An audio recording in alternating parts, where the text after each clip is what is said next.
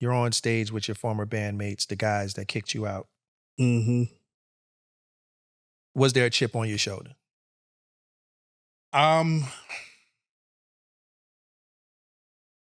I wouldn't say a chip. I'd say a bag of fucking chips. Now, I didn't know that you were one of the founding members of New Edition. Yeah. I put New Edition together when I did a talent show. Mm-hmm. And the person that gave the talent show told me if I came back with, some dancers, some background dancers, and a couple of guys, I would probably win. And Wow. He wanted to see a Jackson 5, you know. Yeah, I see. And I went and got Michael Bivins, who was a popular kid in the neighborhood playing basketball. Mm-hmm. So he was first? He was the first. He was the first one I inducted into the group. Got you. And then it was Ricky Bell. Then Ricky. And Ralph Tresvant was in a group with Ricky. They was Ralph and Ricky. Mm. And Ricky brought Ralph along with him. Okay. And we called ourselves New Edition. Wow. So that was the first name. That was the first name. We never had any other name. That's crazy. Mm-hmm. Because me and my guys came up with a few names. They sucked. Well, what are they? What were they? What were some of the names you guys had? Oh, come on, man. I was trying to just get past that. Nope. But you brought it up.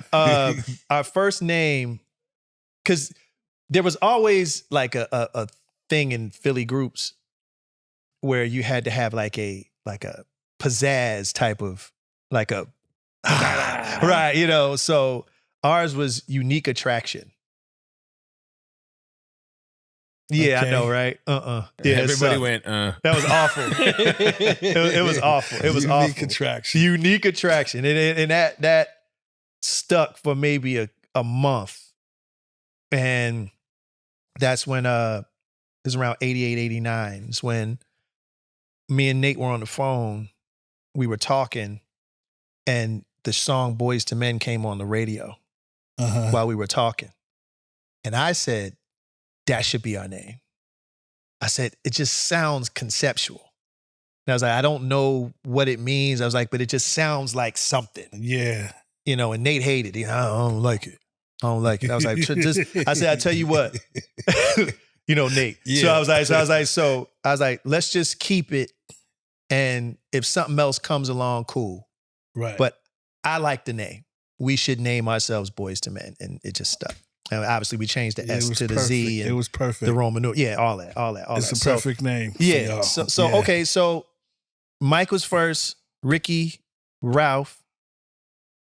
How did Ronnie get in? Ronnie came in once we found Brooke. That makes sense. We found Brooke. He started teaching us, steps and stuff. Brooke Payne, ladies and gentlemen, is Brooke who Payne, he's talking yes. about. Brooke Payne is the choreographer extraordinaire that choreographed pretty much everything New Edition has ever done. Yes. So we found Brooke, and Brooke which is Ronnie's his nephew. Yeah. Mm-hmm. Brooke was like, I got a nephew if y'all want to be a group of 5. Mm-hmm. We was like, yeah, it might actually work out. Yeah. We tried so many different people. Yeah. But then Ronnie came in, and boy, he could dance. Yeah, Ronnie ass off. Yeah, he could boogie. Yeah. Oh man. Yeah. Every step perfectly, just how Brooke intended the steps to be. And, yeah, it was just perfect. Khalil Roundtree. Who, if you guys don't know who Khalil Roundtree is, if you've ever seen the Mr. Telephone Man video, he's the big guy with the, at the telephone, with the telephone hat on and all the other stuff. He happened to be our road manager through Mike Bivins. And he tragically passed away, got murdered in Chicago. Yes. But we're going to get into it. But he did tell us a story. Okay. About how when you would perform, oh no, I want to get this right. You would either take off your drawers or slide your drawers to the side to let your junk hang. So whenever you I would wouldn't pump, wear drawers. it would give the flag sway. You know what I'm saying? He's laughing, it's true. Is that true? That is absolutely true. I wouldn't wear drawers. I wouldn't wear drawers on stage. I don't know. You wouldn't wear drawers on stage? It was part of my spiel, you know. It's part of my, you know. It's part of the costume. Yeah, it was, you know, It's part wardrobe. of what, you know, I wanted the women to scream about. Right. You know? Right. That was Your my dick time. flapping. Yeah. That was my time to get the screams, you know? Because, you know, Ralph being in the group, Ralph had the ladies screaming Right. all the time. Right. You know, just his cuteness and his smoothness Right. had the ladies going. So I had to have a little something extra. So it was a jump. It was my junk. So you wear no drawers. No drawers. While everybody pumping, you had a little extra sauce on yours and give it a flap and the whole thing. Now, did the group know that? The group knew. Okay. Oh yeah. Because Khalil told us he was pissed off at you. He used to be mad at you because you did that. Khalil was pissed off at me about a lot of different things, man. He's like, put some goddamn drawers on, We man. have the same birthday. You know we have the same birthday. No. Me and Khalil was born on the same day. Are you serious? Yes, February 5th. Same year too, or no? No. No. Khalil was our OG. He's big brother. Big OG. Yeah. Holy, I didn't know that. Yes. Now, you left the group in 1985 Yes. to pursue your solo career, Yep. right? But first, let's back up before we get into that. We just learned that you started the group Mm-hmm. and they kicked you out Kicked me out of my own your group. group. Of my own group. Please explain how that worked. Like, make that make sense. It was a vote. It was a vote, and it was 3-1.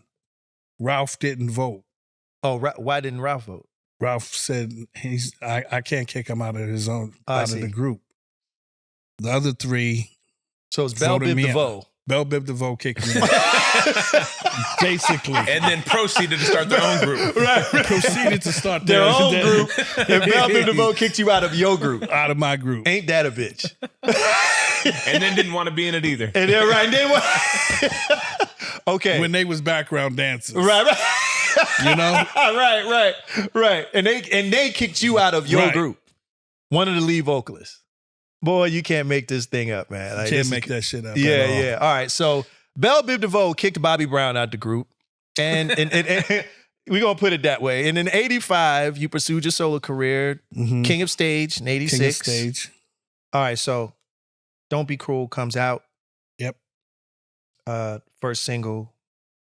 Kills everybody dead. Everybody's loving it. Everybody's loving the energy that you're exuding. The album's selling off of the shows. You're proposed to tour Yeah. with your New fellow edition. bandmates Yeah. from Boston. And I think it was Al B. Shore too. Am I I'll right? be sure. Okay. 88. You're on stage with your former bandmates, the guys that kicked you out. Mm-hmm. Was there a chip on your shoulder?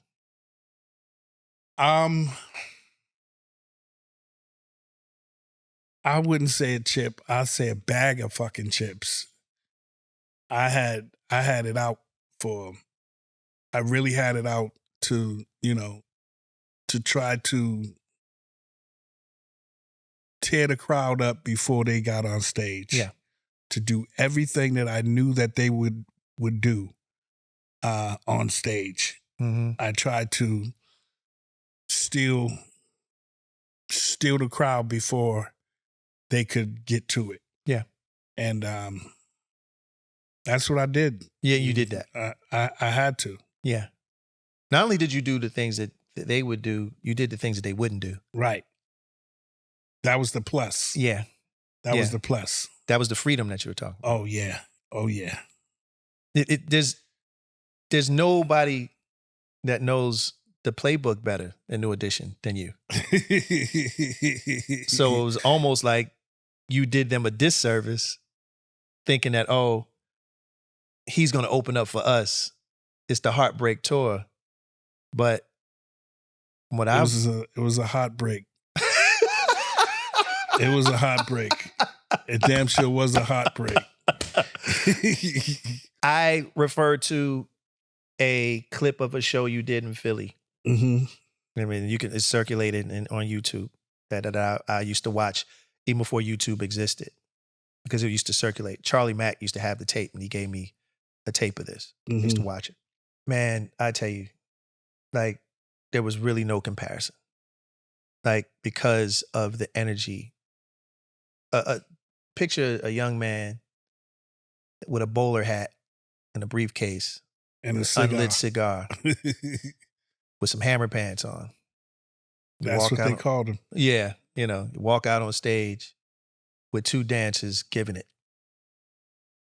with a band, raw, basically moving to his whim. Because I've seen you do the show, tell the band to break some stuff down because you was feeling some shit. Uh-huh.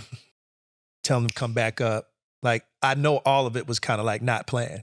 No. Yeah, no. a lot of it was based off of it was just pure energy. And your dictation. Pure energy. There was nothing anybody could do after that. So much so to the point, and correct me if I'm wrong, the lineup switched. Yeah. Where Al had to go on before me because he was getting killed in between me and New Edition. Yeah. Al eventually left the tour. Yeah. And it was just me and New Edition. Yeah. Then it was my tour. Right. Yes. It became the Don't Be Cruel. The Don't Be Cruel tour. Yeah. Yeah. Yeah. Yeah. That was blood on the dance floor. Like, I mean, it really like I mean, the energy again. That moment or that moment in music set the tone for everything else after that. Mm-hmm. What you did from a performance standpoint, from a persona standpoint, from a style standpoint, everybody was trying to emulate in some way, shape, or form, whether it be a solo artist, whether it be a group, whatever. Like, everybody was taking pieces of what you put down. Little nuggets. Your little nuggets. Mm-hmm. Whether it was, like I said, the Ushers, the Chris Browns, even the Jodeci's and people like that. The fashion, the imagery, the persona. So the tour switches. What was that energy like? I'm trying to understand what that meeting was like for the guys to, I don't know, to concede to the fact that, hey, they're coming to see this guy. Selling more records. Selling way more records. I think Heartbreak sold 3 million. Mm-hmm. Don't Be Cruel, 3 times that. Yeah. It was unstoppable at that point. So they had to concede. After the second single, yeah. Yeah. Which was my prerogative. Was prerogative. So, with that being said, and with all of those things working and all those forces working, you just said you don't know. But it's just, I'd be curious to know when you got the call and say, hey, you're headlining now. Yeah. Like, what was that? What was that like? Excited. I was so excited. Yeah. It was something that, I don't know. It just made me feel great.